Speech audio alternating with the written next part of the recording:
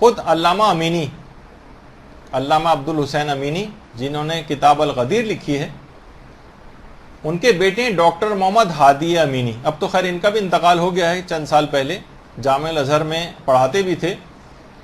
تو کہتے ہیں کہ علامہ کے انتقال کے 4 سال بعد میں نے خواب میں علامہ کو دیکھا تھا، اپنے والد کو. 1394 ہجری میں شب جمعہ تھی اور فجر کے قریب مجھے خواب میں علامہ نظر آئے تھے.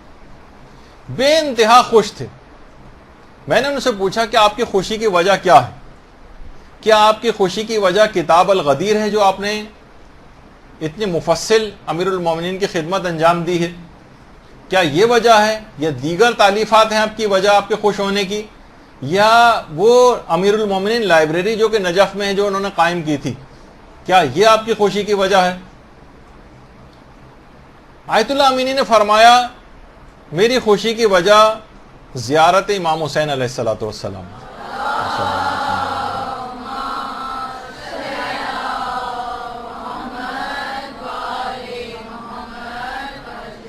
ان کے بیٹے نے کہا کہ اس زمانے میں حالات صحیح بھی نہیں تھے. کہا کہ بابا آپ کو تو پتہ ہے کہ حالات کتنے خراب ہیں، ہم زیارت امام حسین کے لیے تو وہاں پر نہیں جا سکتے بار بار. تو اس موقع پہ پھر علامہ نے کہا کہ میں نے تمہیں جب زندہ تھا اس وقت بھی وصیت کی تھی، اب دوبارہ تاکید کرتا ہوں کہ کسی بھی صورت زیارت عاشورہ کو ترک مت کرنا، اور جس طرح سے تم روزانہ واجبات اپنے انجام دیتے ہو اس طرح سے زیارت عاشورہ کو پڑھتے رہنا. جس طریقے سے تم روزانہ کی بنیاد پر واجبات کو انجام دیتے ہو. دیکھیں ہمارے علماء اتنے حساس رہے ہیں، خاص طور پر زیارت عاشورہ کی آج کل ظالموں کی نابودی کی نیت سے پڑھنا. اپنے لحاظ سے بھی کہ ملا فتح علی سلطان آبادی گزرے ہیں، یہ محرم کے پہلے 10 دنوں میں ہر شہید کربلا کی طرف سے الگ الگ زیارت عاشورہ پڑھتے تھے روزانہ ابتدائی 10 دنوں میں. حتیٰ کہ جس وقت ان کی روح جسم سے نکل رہی تھی اس وقت بھی زیارت عاشورہ ان کی زبان پر تھی.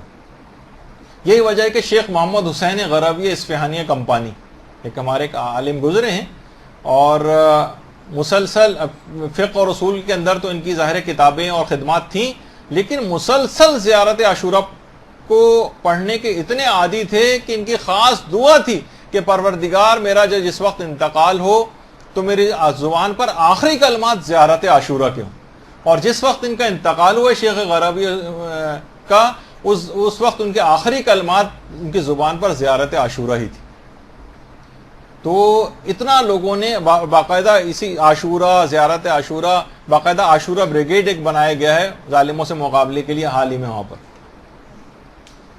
تو اور خود علی آقا قاضی جن کا اتنا زیادہ تذکرہ ہماری گفتگو کے اندر اکثر و بیشتر آتا رہتا ہے، وہ خود فرماتے تھے کہ اب میں جس مقام پہ بھی اس وقت ہوں صرف 2 چیزوں کی وجہ سے یہاں تک پہنچا ہوں، ایک تو قرآن کریم کی بدولت اور دوسرا زیارت حضرت سید الشہداء کی بدولت.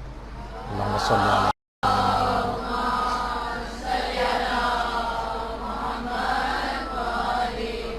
جو مقام بھی مجھے حاصل ہوا ہے ان 2 چیزوں کی وجہ سے حاصل ہوا.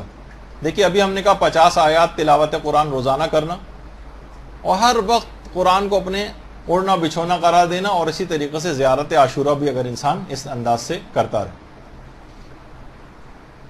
آیت اللہ سید تقی موسوی اصفہانی جو صاحب مکیال المکارم کہلاتے ہیں، ان کے خادم کے بھائی نے، ان کے خادم تھے، انہوں نے اپنے بھائی کو خواب میں دیکھا جو انتقال کر گئے تھے.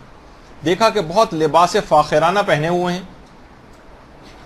تو میں بڑا حیران ہوا کیونکہ میرے بھائی کا اتنا اچھا کردار نہیں تھا. میں نے اس سے پوچھا کہ تمہارے اعمال تو اس قابل نہیں تھے، پھر آخر اتنے خوش ہونے کی وجہ کیا ہے؟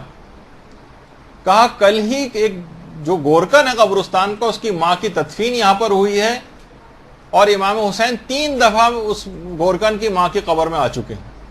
اللہم صلی علی محمد و علی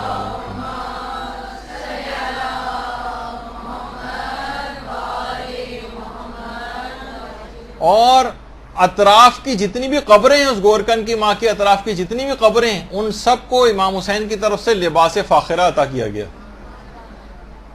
اللہم صلی علی محمد و علی محمد.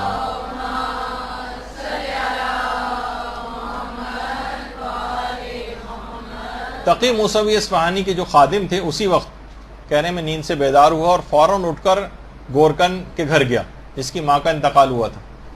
تو میں نے اس سے یہ پوچھا کہ آخر تمہاری والدہ کون سے ایسے اعمال انجام دیتی تھی؟ کہا کہ اور تو کوئی مجھے خاص پتہ نہیں ہے، البتہ زیارت عاشورہ روزانہ پابندی کے ساتھ پڑھا کرتی تھی۔